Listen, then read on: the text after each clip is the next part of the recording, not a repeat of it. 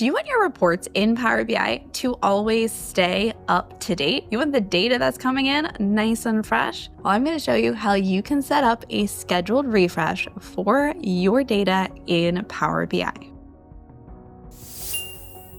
My name is Allison Gonzalez. I'm a Microsoft certified trainer, and I love talking about Power BI. Let's jump to kind of the end of our process, which would be right. We create our report, we make it amazing, we put it in a workspace on the Power BI service, and then what, right? How do we make sure that it stays up to date? And that's what we're going to take a look at. So I am in my workspace. You can do this on any data in any workspace. Now, when you have data in a Power BI report, whether you're pulling that from a file that's saved to SharePoint, whether you are looking at that from a file on your desktop, whether you're looking at a web connector, you want to make sure that your report and all of the other reports that are based off of that data, that semantic model, stay up to date. Now, you're able to pull in your data two ways. You can pull it in direct query, where that's constantly going out to the source to make sure that the data is up to date. If you do direct query when you pull your data in for your report, you don't need to set up a refresh because it's going to stay up to date. It can have some cons though, right? You might have a slower model because you're pulling in so much data, it's just taking a while to load. But if you import in your data, then you need to make sure it stays up to date by setting up a refresh. And we set that refresh up on the data set, on that semantic model in the Power BI service. And what that refresh does is you set a schedule and say, hey, 6 times a day at these certain times, I want you to go back to wherever that file is at, look to see if there is any new or different data, bring it back, and it's going to run it through every step that you did in Power Query, make sure all of your visuals are updated, and then boom, your report is up to date. And it's going to repeat that process at every single date and time that you have that refresh set for, to make sure that, hey, once you build your report, publish it to the Power BI service and set your refresh schedule, you're really hands-off. Now, there will be some times where you might get some errors in the refresh and have to adjust that. But for the most part, once it's set up, you are good and you can kick back and relax, if only, right? So let me show you how you can set up a refresh. I'm in my workspace, but you can do this for any data set for any workspace. Again, that is imported in, and you want to make sure that you are telling Power BI what times to go back and check for new data. Now, in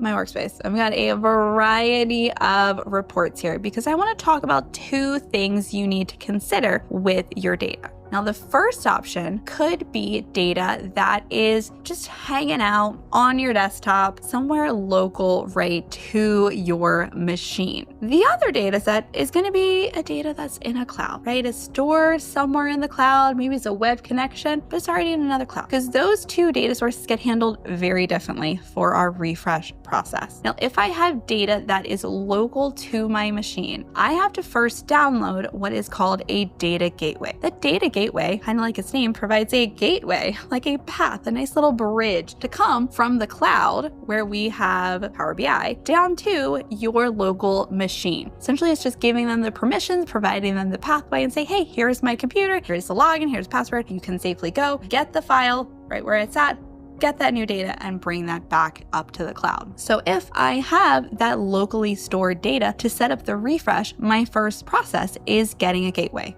Now, if my data is stored in the cloud, I don't need to do that because it can just hop from one cloud to the other, and I don't need that data gateway. Let me show you where you can get a data gateway if you need one for that local data. At the very top right of your Power BI navigation, you can go to this download button, and there is a button for a data gateway. Now, clicking on this will take you to a new page, and you can decide which type of gateway do you need, because there are 2 types. There's a really big gateway that you can use at enterprise level for your whole company, or a smaller one just for you and your files. And so that standard mode, that's the large one, that's for your whole company, versus personal mode, that would be a gateway for just you and your files. I will say some organizations do not allow gateways or will not allow you to download those on your own computer, and you will need to have admin access in order to accomplish that. Or move your files to a cloud so you wouldn't need the gateway. Once you have that gateway installed, I'm going to navigate over to this semantic model. Remember, you're going to have your report and the semantic model. We set our refresh up on the data set, on that semantic model, because, right, we can make additional reports on our data. And if I do that, I don't want to have to set up a different refresh schedule on every single report. It's all based on the same data. So we set the refresh up at that data set level, at that semantic model level. So you only have to do it once, whether you have 1 report, 5 reports, 20 reports built off of that. That data will refresh at the same time for every single one of those. Now there's another consideration, right? Not just is my data in the cloud or is my data local? You also have to consider what your subscription level is, right? If you have a pro level subscription, you will get 8 refreshes per data set, per semantic model, per day. So if I have 30 semantic models, every single one of those semantic models, no matter how many reports are built off of them, I'll be able to set that refresh up for 8 times a day. If I have a premium level, that is going to allow me to set up a 48 refresh schedule. That's every half an hour. So every single half an hour on the hour and the half hour, I would be able to set up my refresh again for every single data set that I have. You don't have to though.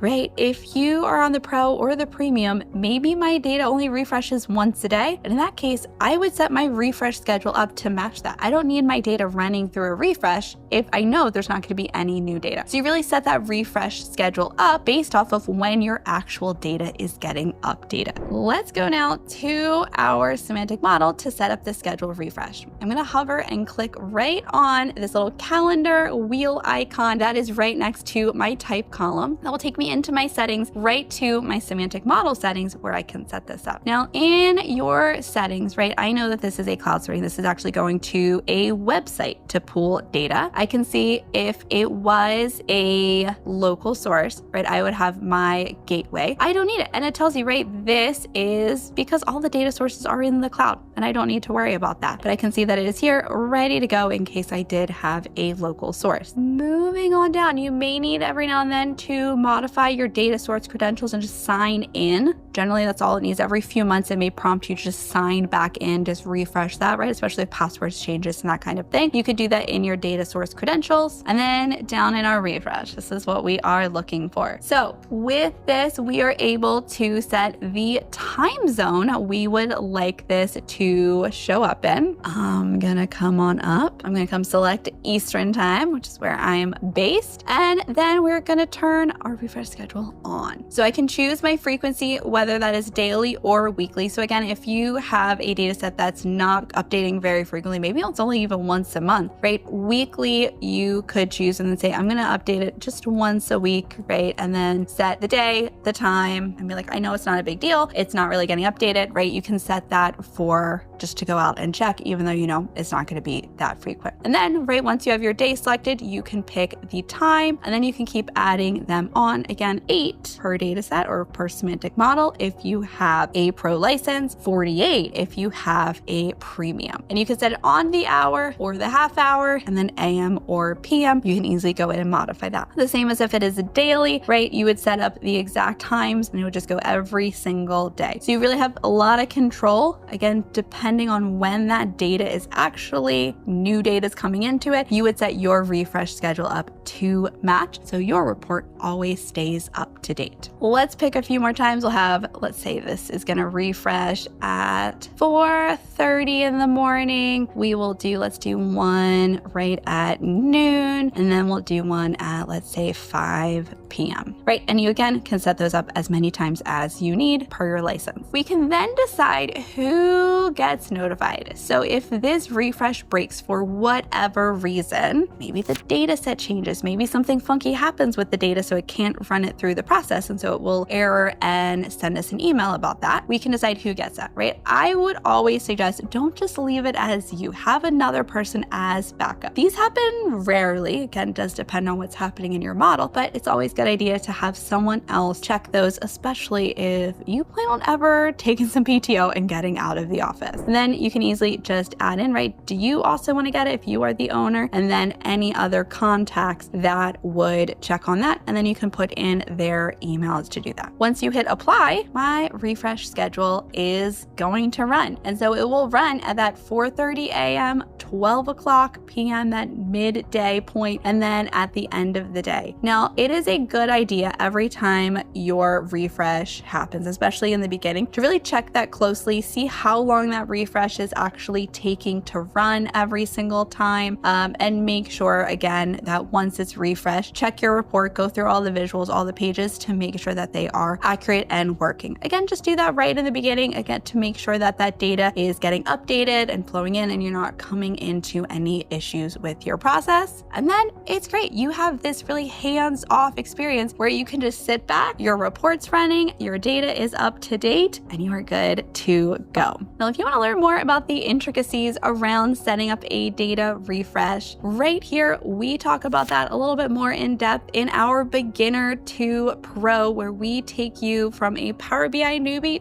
to a Power BI pro, all in about 3 hours. And I will have that linked below. And we even go more in depth and talk about some more options to consider on our on-demand learning platform. I have a beginner Power BI class over there, which is packed with lots of great info for you, aside from just your refreshes. And I will have a link below where you can get a really good deal on that if you are not already a member. Now, before you go, I would love, first off, like this video so YouTube knows that this is some good Power BI content. So don't forget to subscribe to our channel so you see all of our videos as soon as they come out. Put out a few videos a week all about Microsoft content. Now, last thing, do not forget, leave me a comment below. Let me know, what other Power BI videos would you like us to see? As we are at 2025, what is Power BI doing? What do you want to know about? We are here to help you.